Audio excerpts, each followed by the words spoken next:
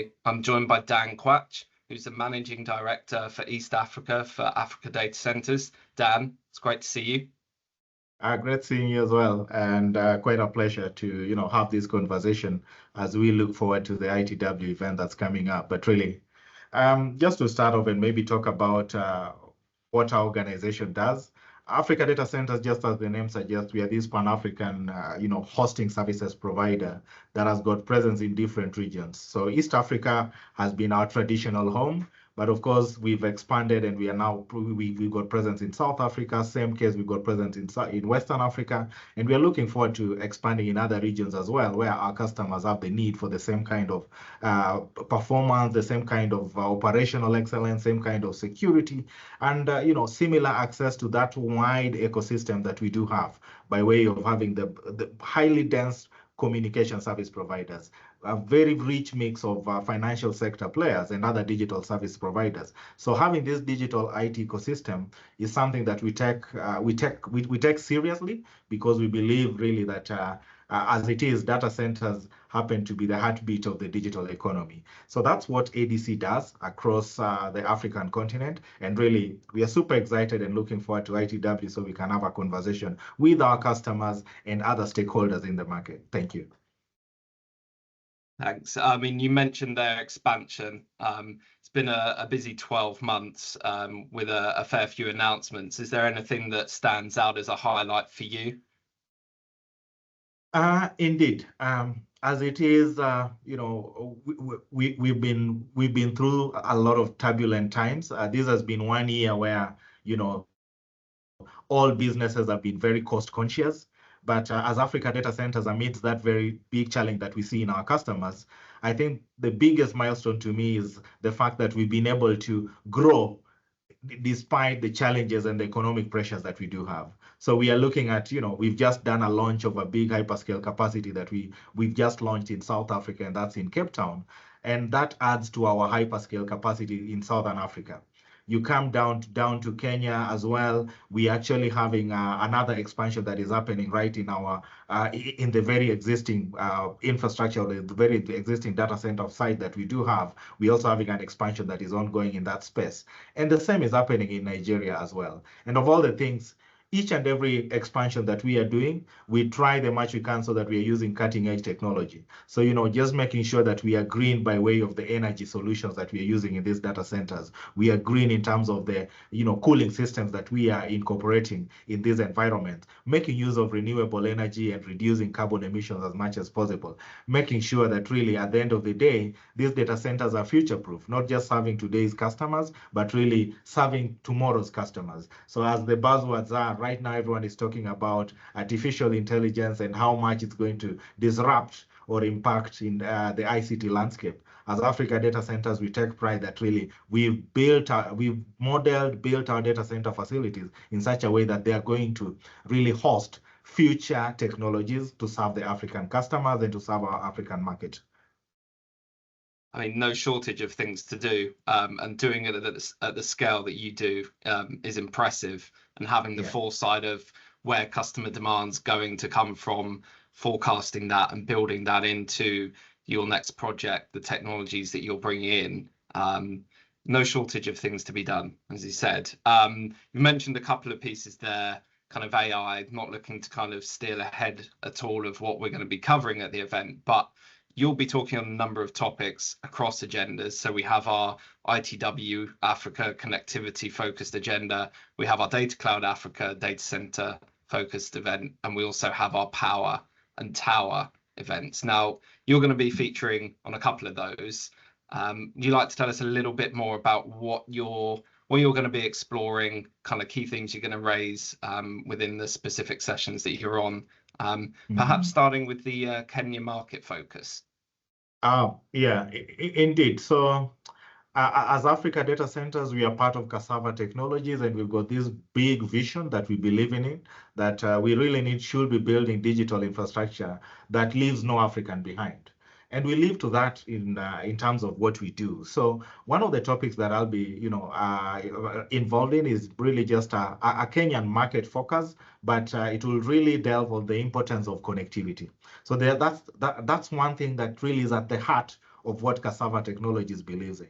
And it's just what should we be doing as this African tech giant or telecommunications organization that is coming up with solutions that are African-centric, but of all the things, making sure that these solutions and the technologies that we are bringing into the market, let them work towards bridging the digital divide. And that's what we mean when we are talking about doing things in a way that leaves no African behind.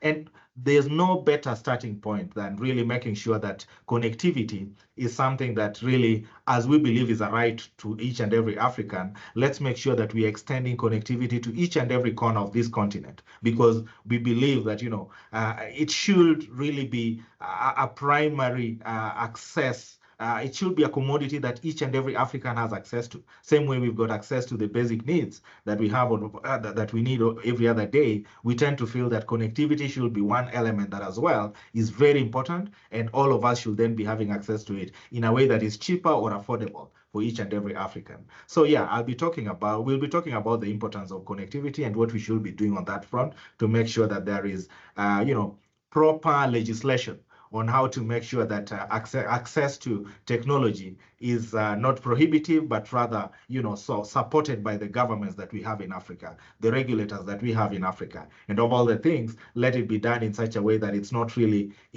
at a clash with our African cultures. So let it be that we are using connectivity and technology for socio-economic development. So that will be one topic.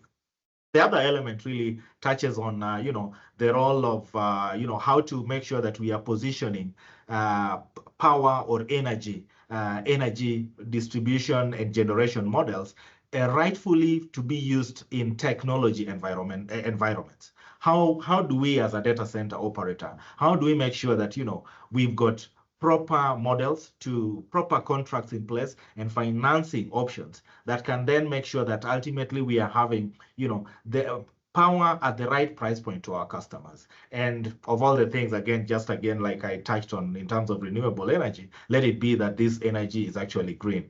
So really looking forward to having these conversations and these kind of discussions in Kenya, and for the right reasons, because Kenya has been seen as, has been identified really globally as having this big opportunity for green energy.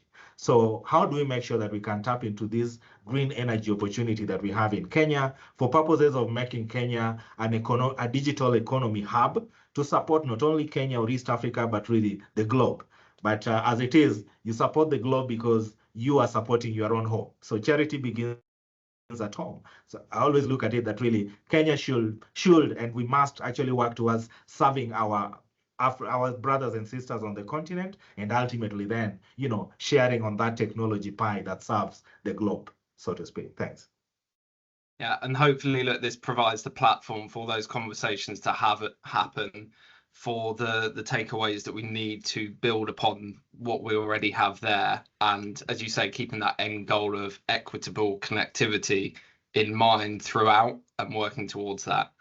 So yeah, looking forward to that Kenya session and the power session as well, with that goal in mind. I have a next question for you, which is more generally, we have that involvement at ITW Africa, but more widely for you, why is it important? And maybe on a personal level, what are you looking forward to this year? Thanks a lot, Davison. I think, as I always tell all my peers in the industry, I believe in being a lifetime student. And the only way you can make sure that you're growing and improving your knowledge continuously is by making sure that you're interacting with industry peers, making sure that you're having conversations with your customers so that you can always understand what their pain points are, and how can you then come to the table with a solution that is aligned to that pain point that they have in the market. And trust you me, ITW Africa is one of these premier events that brings this mix of all these stakeholders. We've got the industry leaders, decision makers from our customer side. We've got government regulators that are present in this particular event. We've got equipment manufacturers that also come and share with us the cutting edge technology that they do have. And of all the things, it makes for, an opportunity to always challenge what you're probably, feeling like, what you probably think is ordinary, to, embrace what is extraordinary. We want to make sure that we are not, we are not being comfortable with what we've been able to achieve. We must think of how to scale up. And there's no better way than, just making sure that you can listen to what the market is talking about out there in terms of the emerging trends and what the desires of our customers are. So really looking forward to attend to the ITW engagements for no other reason than really just challenging myself so that ultimately I'm a better version of that. I would like to have a situation where the next day, in terms of being an industry thought leader, let it be that, we are sticking to our customers' expectations by, building a lot more knowledge in terms of our subject matter areas. So that to me is the biggest takeaway, and I can't wait for ITW, so just so that we can at least realize that goal or objective. That's great. What we're trying to do is that microcosm of the industry in that one place, so that can be a catalyst for new learnings, kind of new partnerships, new technologies being unveiled. So yeah, very, very exciting proposition. And very glad to have you as a part of it. Yeah. So looking forward to the next 12 months, what's important for you, what's on the agenda, and what should the industry be pushing towards, in your opinion? Davidson, anytime I get asked this question on what I can probably foretell as the future, I always respond in one dimension, and that is that's based on my own approach professionally. That in as much as I cannot tell what the future is, I always want to be part of this generation that influences what that future is going to be.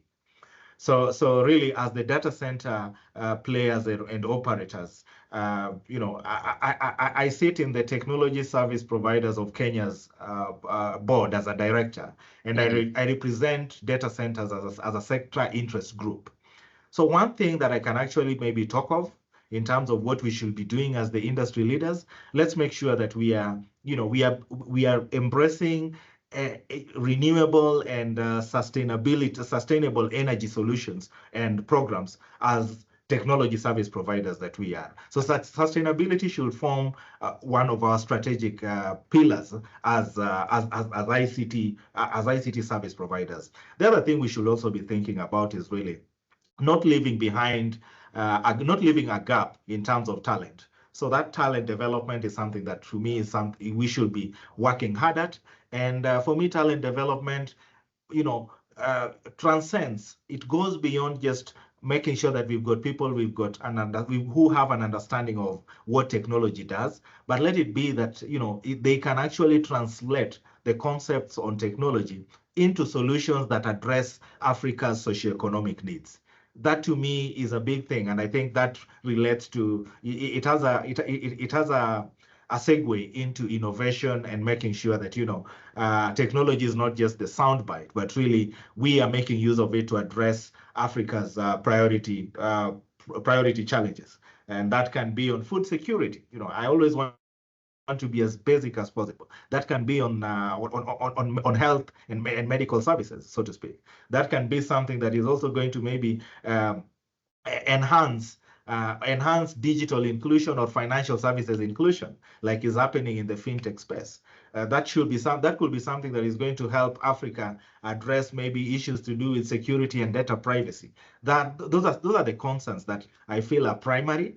And as the tech leaders we are, and while we are attending ITW, I think we should let it not be lost in us that really we just talk about technology, but rather look for ways and means in which we can influence technology, the use of technology or the digital adoption, so that it's aligned to our socioeconomic priorities as a continent. That's what I can say. Thank you.